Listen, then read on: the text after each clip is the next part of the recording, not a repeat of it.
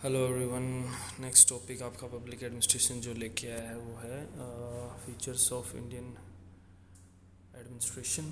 भारतीय प्रशासन की जो मुख्य विशेषताएं हैं, जो उसकी खासियत हैं, जो उसकी क्वालिटीज़ हैं, वो क्या क्या हैं। ये 15-20 पॉइंट हैं आपके लिए, आप नोट डाउन कर लोगे। देखिए, फर्स्ट जो है वो है administration is the non political bureaucratic machinery. ये आप समझ लोगे कि प्रशासन है क्या। गैर राजनीतिक नौकरशाही की एक एक तंत्र है जो जिसका काम क्या है, लॉज और पॉलिसीज़ को इम्प्लीमेंट करना। सरकार के संसद के द्वारा बनाए गए जो कानून हैं, जो जो पॉलिसीज़ है, जो नीति निर्माण है, जो नीति निर्माण किया गया है संसद के द्वारा, पार्लियामेंट के द्वारा, उसको ग्राउंड लेवल पे लागू करना। और the collection of revenue, maintenance of law and order, running schools etcetera. ठीक है, देखिए बेसिक काम है ये एडमिनिस्ट्रेशन का कि एक नॉन पॉलिटिकल ब्यूरोक्रेटिक मशीनरी होती है ये। ठीक है, गैर राजनीतिक नौकरशाही का एक तंत्र है। ठीक है, जिसका काम है लॉज एंड पॉलिसीज़ को लागू करना, टैक्स कलेक्ट करना, रेवेन्यू कलेक्शन, मेंटेनेंस ऑफ जो कानून और व्यवस्था बनाए रखना, जैसे कि इसमें ये सब आ जाता है। ठीक है, the administration of independent India became a tool for achieving objectives lay down in. कब हमारा कॉन्स्टिट्यूशन जो है फोर्स में आया, ये 2 मार्कर में आ सकता है, 26 जनवरी 1950। ठीक है, सो इसमें से 3-4 पॉइंट ऊपर बनते हैं, वो आप सीरियल नंबर वाइज लिख लोगे। Okay, next features of Indian administration क्या हैं। ये एक कॉलोनियल लेगेसी है।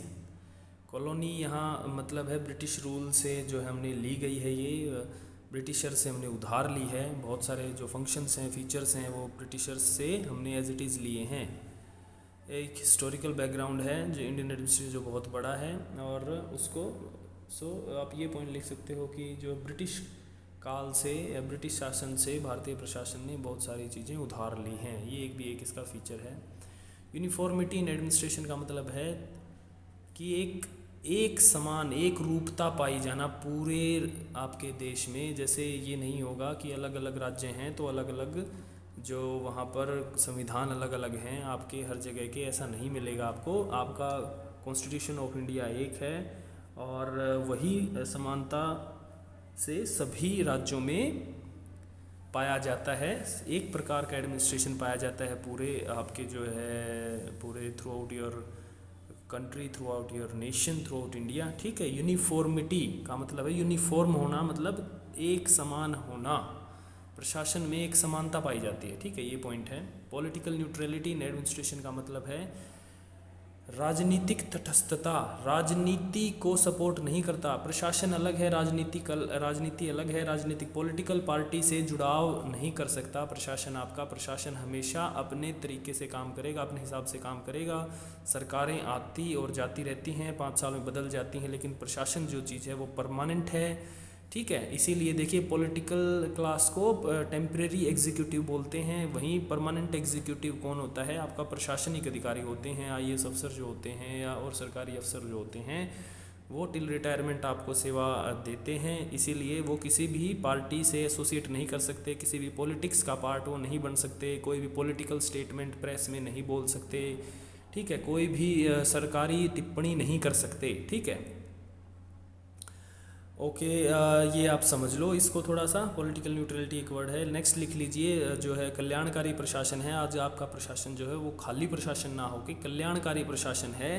कहने का मतलब है 1947 से पहले कल्याणकारी प्रशासन नहीं था, सिर्फ प्रशासन था। सिर्फ प्रशासन का काम क्या था, लॉ एंड ऑर्डर मेंटेन करना, कि भाई कानून बना रहे, जो रूल रेगुलेशन है वो बने रहें और व्यवस्था बनी रहे, ताकि आपके जो अंग्रेज़ थे वो इसी तरीके से देखिए एक्सप्लॉयटेशन करते थे। वो उन्होंने एक भी स्टेप ऐसा नहीं लिया था जिससे इंडिया की जो है वेलफेयर एक्टिविटी या डेवलपमेंटल एक्टिविटीज़ को प्रोत्साहन मिले। उनका सिर्फ और सिर्फ मतलब था कि लॉ एंड ऑर्डर बना रहे और वो टैक्स कलेक्शन करते रहें, लूटते रहें। ठीक है, लेकिन आज का एडमिनिस्ट्रेशन ऐसा नहीं है।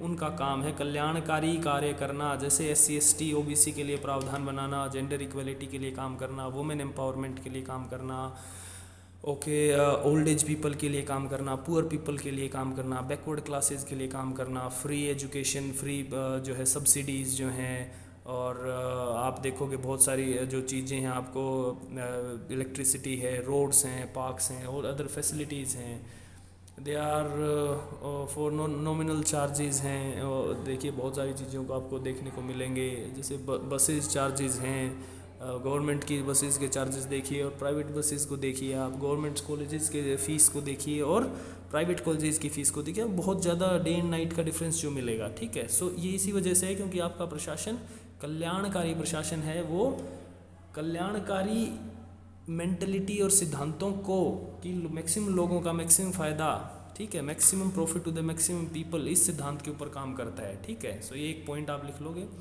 अगला जो है विकासकारी एडमिनिस्ट्रेशन, डेवलपमेंटल एडमिनिस्ट्रेशन, विकासकारी प्रशासन है आपका, मतलब ये इसको जो है सोशल, इकोनॉमिक और पॉलिटिकल चेंज लेके आने हैं, आर्थिक, सामाजिक और राजनीतिक चेंज के लिए काम करता रहता है, निरंतर अभ्यासरत रहता है, प्रयासरत रहता है। किसको?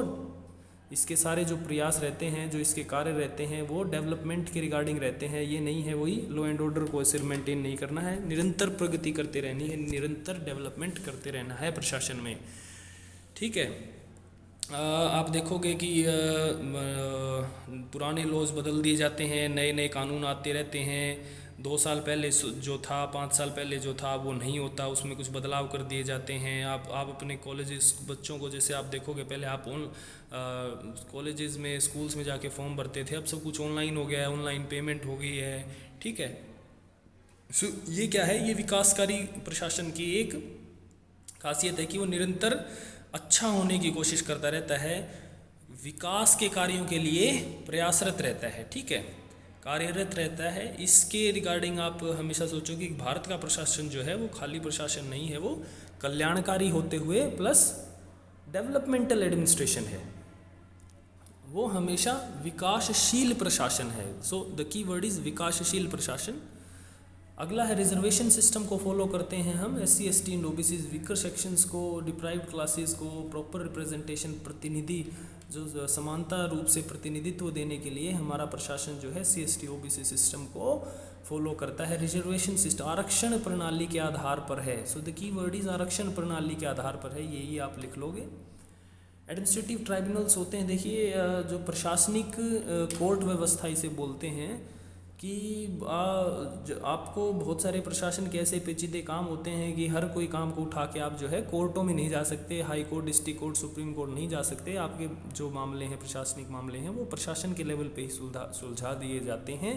सो ये स्पीडी जस्टिस के लिए होता है कि फटाफट आपको न्याय मिले और कम कॉस्ट में मिले, आम आदमी को न्याय मिले।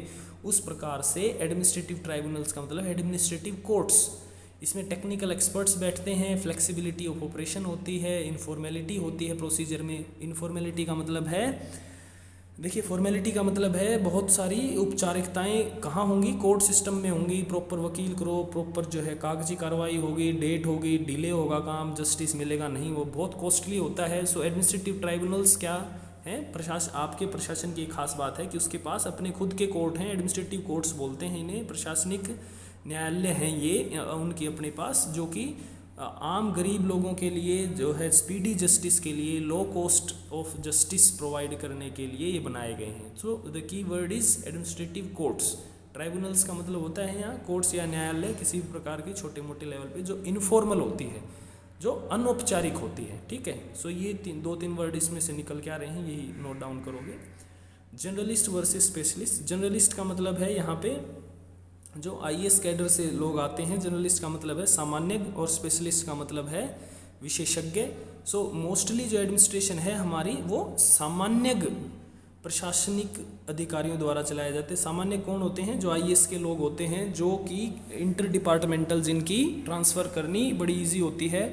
देखिए आज आप IAS बनते हो तो आपकी सेवा लेने के लिए आपको 2 साल किसी एक विभाग में बना दिया, फिर आपकी ट्रांसफ़र कर दी किसी और विभाग में, आपको भेज दिया, आपको एग्रीकल्चर विभाग से एजुकेशन विभाग भेज दिया, एजुकेशन से जो है आपको जो कृषि विभाग भेज दिया, इरिगेशन दे दिया, या वुमेन डेवलपमेंट, चाइल्ड डेवलपमेंट दे दिया, या वुमेन एम्पावरमेंट के लिए विभाग में जो है आपको आपका एक्सपीरियंस देखा गया। तो जनरलिस्ट का मतलब है जो जनरली कहीं पे भी काम कर ले, ठीक है। आज आपके जो सिविल सर्वेंट्स हैं वो जनरलिस्ट एडमिनिस्ट्रेटर्स में आते हैं। स्पेशलिस्ट का मतलब है जैसे देखिए एक दांत का डॉक्टर, वो सिर्फ दांत का ही डॉक्टर है, उसकी जो सेवा है, उसकी जो सर्विस है, उसका टैलेंट है, और कहीं और यूज़ नहीं किया जा सकता।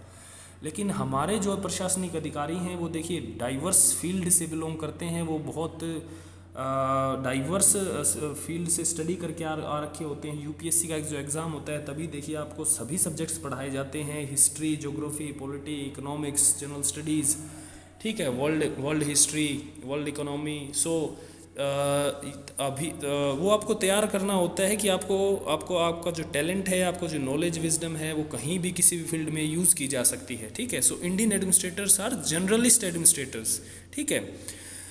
सो अभी अभी कुछ ट्रेंड आ रहे हैं कि स्पेशलिस्ट को भी कंसिडर किया जा रहा है, बट टिल नाउ हमारा जो है सामान्यज्ञ है, विशेषज्ञता नहीं है हमारे एडमिनिस्ट्रेटर्स के अंदर। हमारे एडमिनिस्ट्रेटर्स में सामान्यता है, विशेषज्ञता नहीं है। ये पॉइंट आप याद रखोगे हमेशा।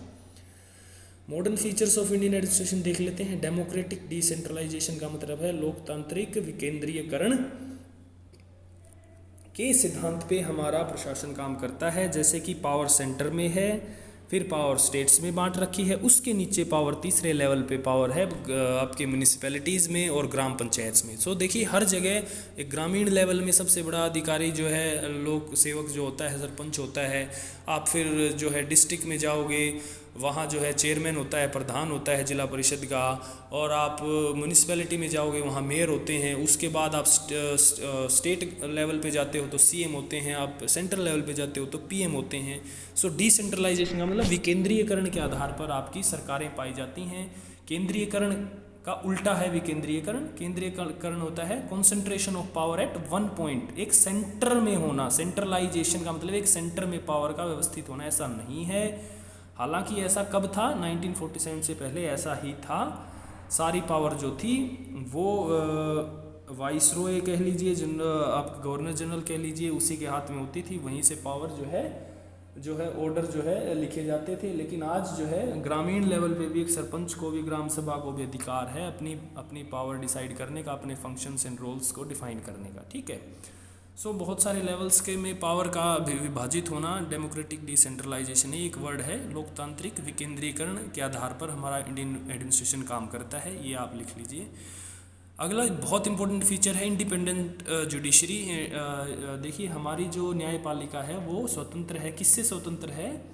जो आपकी पार्लियामेंट है उससे, और जो एग्जीक्यूटिव है उससे। एग्जीक्यूटिव यहाँ आपके आ जाएंगे, जैसे कि एग्जीक्यूटिव में दो प्रकार के लोग होते हैं। एक होते हैं आपके मंत्री लोग जो काउंसिल ऑफ मिनिस्टर्स होते हैं, मंत्रिमंडल, मंत्री परिषद के लोग, और दूसरी एग्जीक्यूटिव होती है जो बिल्कुल निचले स्तर पर काम करती है, आपके सिविल सर्वेंट्स जो हैं, आईएएस ऑफिसर्स जो हैं। सो इंडिपेंडेंट ऑफ जुडिशरी का यहाँ मतलब है कि ये तीन, देखिए 3 पिलर्स ऑफ एडमिनिस्ट्रेशन है, जो कि क्या हैं? एक तो है आपका पार्लियामेंट, दूसरा है आपका जुडिशरी, और फिर जो है आपका एडमिनिस्ट्रेशन या एग्जीक्यूटिव एडमिनिस्ट्रेशन कह लीजिए। सो जुडिशरी अपने आप में इन तीनों से अलग है, किसी से इन्फ्लुएंस नहीं होती, किसी से प्रभावित नहीं होती है।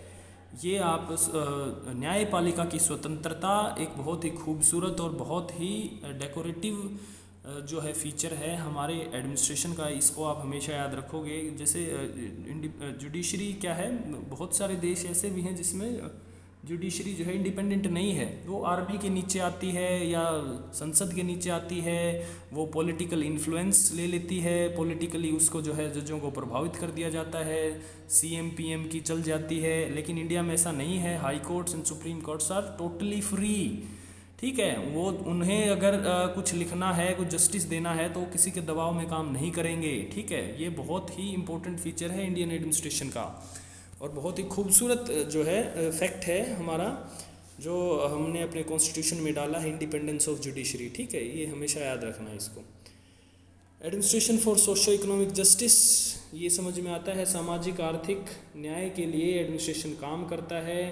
आपने देखा होगा बहुत सारी कल्याणकारी नीतियाँ जो होती हैं वो आपके लिए बनाई जाती हैं। देखिए जैसे गरीब लोगों से टैक्स नहीं लिया जाता, फार्मर से टैक्स नहीं लिया जाता। 5 लाख से नीचे कम इनकम है तो आपका कम टैक्स है, 5 लाख से 10 लाख है तो थोड़ा सा ज़्यादा टैक्स है, 10 लाख से ऊपर है थोड़ा सा और ज़्यादा टैक्स है। ये क्या साबित करता है? इकोनॉमिक जस्टिस के लिए साबित करता है आपको कि भाई जो है आर्थिक रूप से सभी लोग समान रहें, सभी को न्याय मिले, ठीक है, किसी कमज़ोर आदमी का शोषण ना हो जाए, ठीक है।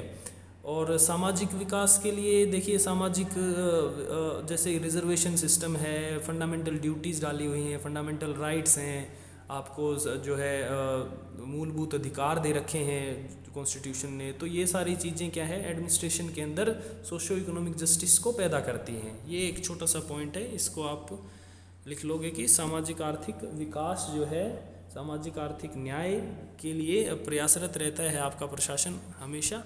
ई गवर्नेंस हमारी एडमिनिस्ट्रेशन का बहुत इंपॉर्टेंट हिस्सा है।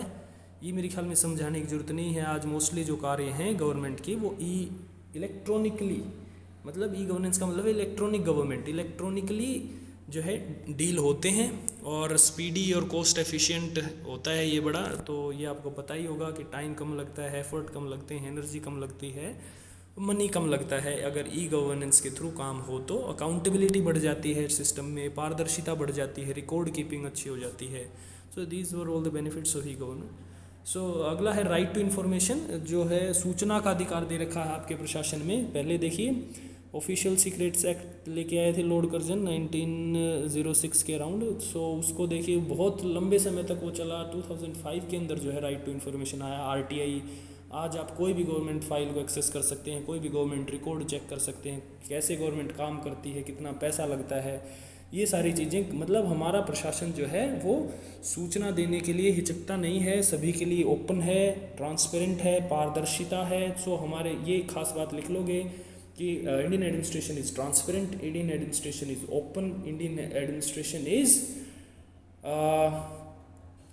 एडमिनिस्ट्रेशन इज़ नॉट सिक्रेटिव, ठीक है, सो सिक्रेटिव नहीं है। So this is one another point. Federal system है हमारे कॉन्स्टिट्यूशन में, जैसे यूनियन लिस्ट है, स्टेट लिस्ट है एंड कंकरेंट लिस्ट है। ये संघ सूची है, राज्य सूची है और समवर्ती सूची है। फेडरल सिस्टम का मतलब है existence of central government with state government, ठीक है। सेंट्रल लेवल पे यूनियन काम करती है जैसे, ऐसे ही सेंट्रल लेवल पे एक अलग सरकार हो सकती है और राज्यों में अलग सरकार हो सकती है। इस सिस्टम को जो है संघात्मक प्रणाली जो बोलते हैं, फेडरल सिस्टम है। तो ये भी एक हमारा एक खूबसूरत फीचर है, सेलेंट फीचर है हमारे इंडियन एडमिनिस्ट्रेशन का, ठीक है। इंडियन एडमिनिस्ट्रेशन रिटन है, मतलब बहुत सारे देश हैं जिनका रिटन में नहीं है। लेंथी है, मतलब बहुत सारे आर्टिकल्स हैं। डिटेल्ड कॉन्स्टिट्यूशन है हमारा। सो ये भी हमारे कॉन्स्टिट्यूशन की एक खास बात है कि हमारा कॉन्स्टिट्यूशन जो है रिटन है, लेंथी है, डिटेल्ड है, ठीक है। पार्लियामेंट्री सिस्टम को हम फॉलो करते हैं। पार्लियामेंट्री सिस्टम का मतलब है कि आप लोगों के द्वारा आपके बीच में से ही किसी आदमी को चुना जाना और फिर वो आदमी संसद में जाके बैठेगा और आप लोगों के लिए पॉलिसी और लॉज बनाएगा, ठीक है। सो ये आपको मेरे ख्याल में पता होगा, आपने अपने चुनाव देखे होंगे, भाग भी लिया होगा। एमपी एमएलएज खड़े होते हैं आप ही के बीच में से और वो जो है संसद में जाके बैठते हैं और आपके ऊपर रूल करते हैं। मतलब कोई राजाशाही नहीं है, तानाशाही नहीं है, राजवंश नहीं चला रहा, किसी राजाओं के बेटे राजा नहीं बन रहे, या प्राइम मिनिस्टर वो नहीं बन रहे जिसके फादर प्राइम मिनिस्टर थे, ठीक है। लोगों के बनाए हुए, लोगों के चुने हुए, मतलब लोकतांत्रिक सिस्टम से सरकारें काम करती हैं। अच्छा, फंडामेंटल राइट्स आपको प्रशासन दे के रखता है। हम पहले भी चैप्टर इसमें कर चुके हैं। आपको मूलभूत अधिकार दे रखे हैं। कॉन्स्टिट्यूशन 6 फंडामेंटल राइट्स हैं। Right to equality, freedom exploitation, freedom of religion, cultural educational rights, right to constitutional remedies, article 32, ठीक है। संवैधानिक संरक्षण का अधिकार लास्ट में जो है कि आपको अगर कोई भी अधिकार, ये पिछले 5 अधिकार आपको नहीं मिलते हैं तो आप लास्ट वाले अधिकार, आपको अधिकार है कि आप कोर्ट में जा सकते हो, ठीक है। और रिट्स के तहत, रिट्स के थ्रू आपको आपकी सुनवाई की जाती है। अगला जो पॉइंट है वो Indian administration is secular administration का मतलब है कि हम किसी धर्म को ऑफिशियल धर्म नहीं मानते। हालांकि 80% अबव 80% आर हिंदू पीपल, ठीक है। स्टिल हम सभी को कंसीडर करते हैं, मुस्लिम्स हों, जैन हों, सिख्स हों, ठीक है। सो हमारे इंडिया का कोई धर्म नहीं है, सब हम सभी धर्मों को हम समान समझते हैं, ठीक है। ये इसका वो है, Indian is a secular state. Universal adult franchise का मतलब है 18 साल से ऊपर हमने वोटिंग का राइट दे रखा है। सिंगल सिटीजनशिप का मतलब है कि हमें जैसे स्टेट्स की अलग नहीं है आपके यूनियन से, पूरे भारत में एक समानता की आपकी सिटीजनशिप चलती है। एक एक्सेप्शन है जम्मू एंड कश्मीर का, ठीक है, वो भी आई गेस हो जाएगा धीरे धीरे, ठीक। बट स्टिल देखिए सिंगल सिटीजनशिप आप समझ गए होगे, आप किसी हरियाणा पंजाब यूपी के नागरिक नहीं हो, आप जो है इंडियन भारतीय नागरिक हो, ठीक है। धर्मनिरपेक्ष राज्य, सेक्युलर का हिंदी का मतलब है धर्मनिरपेक्ष है। सेक्युलर का मतलब है पॉलिटिकली रिलीजियसली न्यूट्रल, ठीक है, धार्मिक रूप से तटस्थ होना, ठीक है। So these were the celebrated features of Indian administration.